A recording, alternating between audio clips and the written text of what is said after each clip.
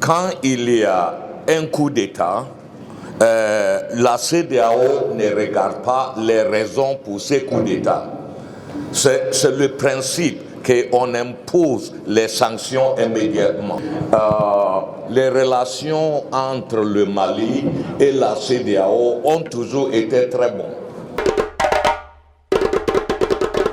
Comme vous le savez, le protocole additionnel de la CEDEAO sur la démocratie et la bonne gouvernance explique deux cas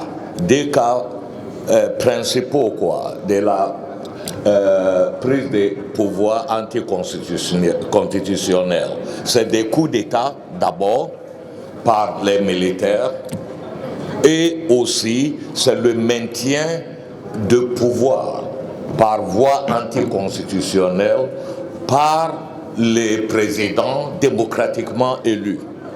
Ce qu'on a vu il n'y a pas longtemps dans quelques pays de notre sous-région. Et alors il y a ces deux cas. Nos collègues viennent de me poser la question, quand est-ce que la CEDEAO va normaliser les relations avec le Mali? Les relations entre le Mali et la CEDEAO ont toujours été très bonnes.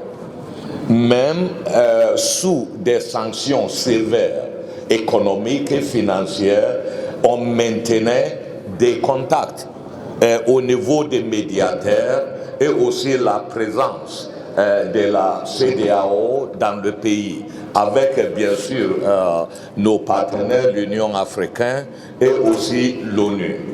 Mais la question c'est quoi? Quand il y a un coup d'État, la CEDEAO ne regarde pas les raisons pour ces coups d'État. C'est le principe qu'on impose les sanctions immédiatement.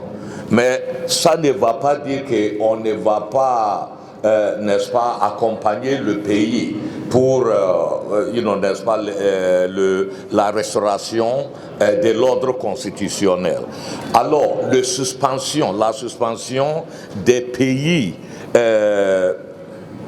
des instances de la CEDEAO, les réunions organisées par les CEDEAO, dans beaucoup de cas, c'est très symbolique. Et au fur et à mesure, quand le pays retourne à la démocratie, toutes ces sanctions vont être levées.